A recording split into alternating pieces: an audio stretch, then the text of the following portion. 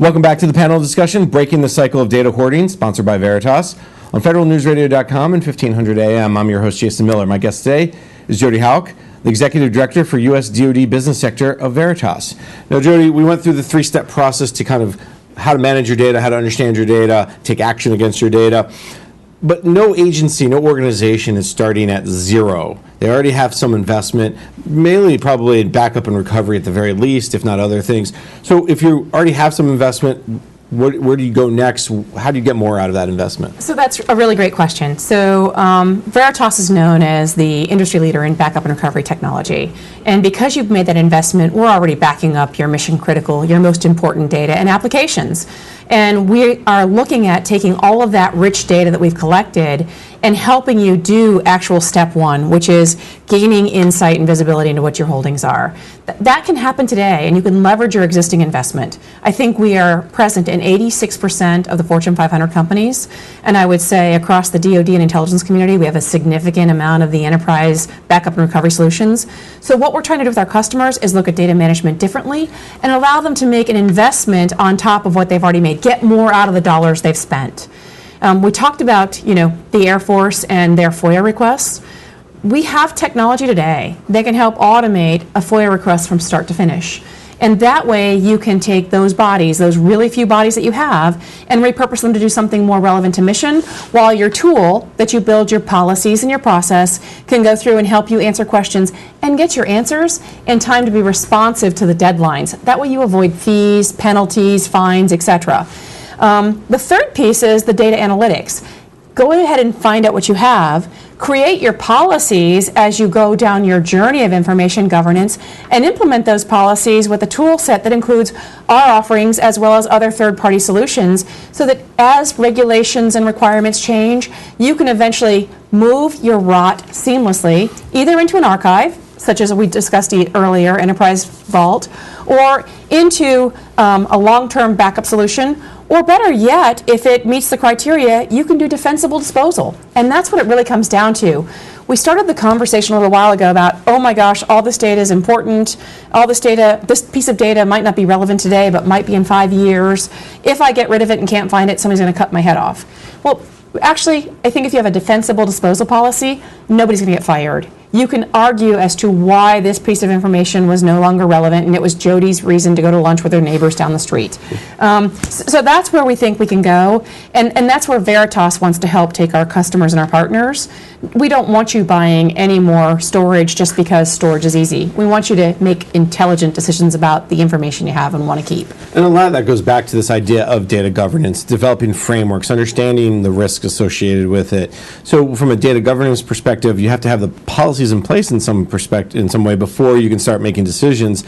What's the process that you're seeing the agencies are getting their policies in place? Because again, no one's starting at zero. Yeah, so policy development seems to be really challenging. It seems to almost be a conundrum for many of the agencies and organizations we talk to.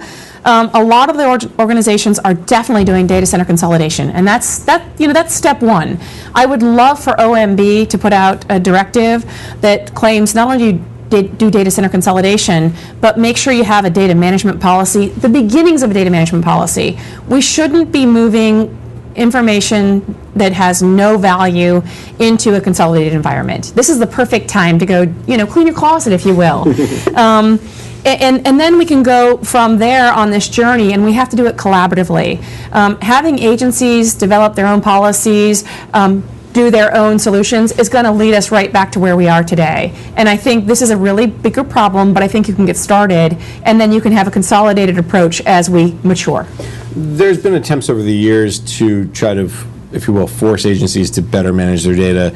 If you remember, one of my favorite acronyms in government, FFATA, the Federal Funding Transparency Accountability Act. Now we have the Data Act. Again, that's really focused on spending data, like procurement data, loans data, but it's all relative because data is data.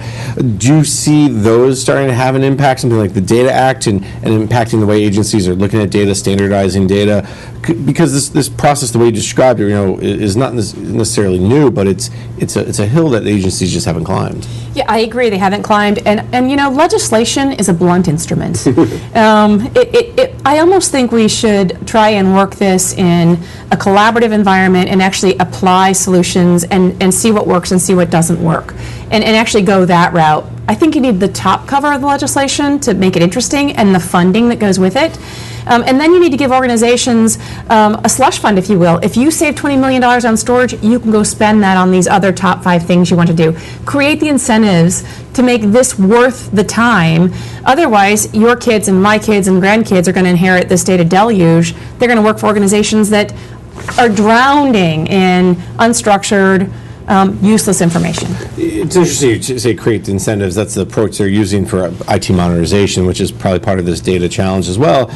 But the other piece of the incentive is the cybersecurity incentive. I mean, is that really the better forcing function, if you will, for agencies to say, put in these visibility tools, understand what data you have, so if it gets moved or changed or downloaded, you know about it. Do you think that's the better forcing function than something like, unfortunately, the Data Act?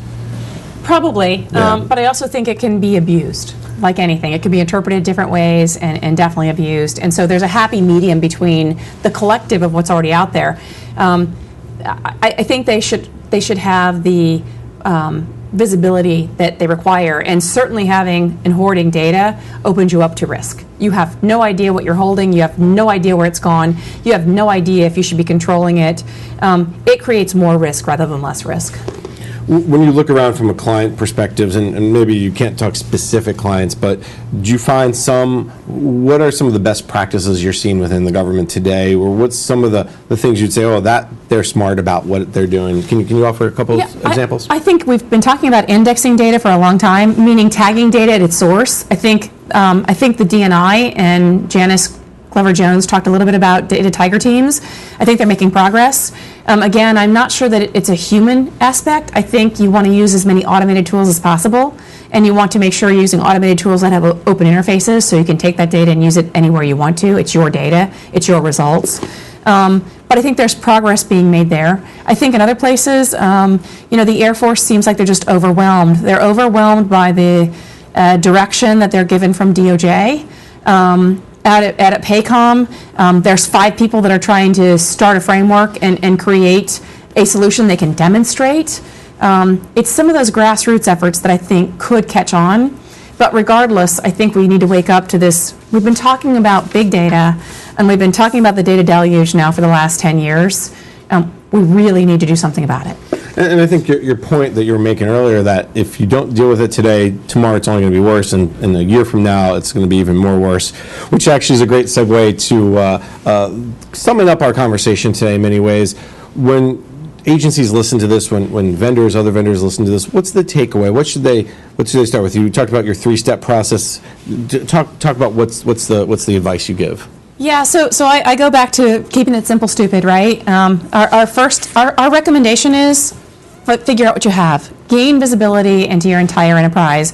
Go look at the data genomics index and see what we were able to do with a year of analysis. Then build your action plan.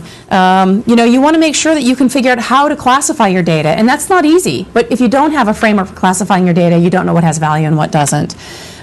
Come up with a defensible delete strategy. Get rid of all of Jody's emails about lunch.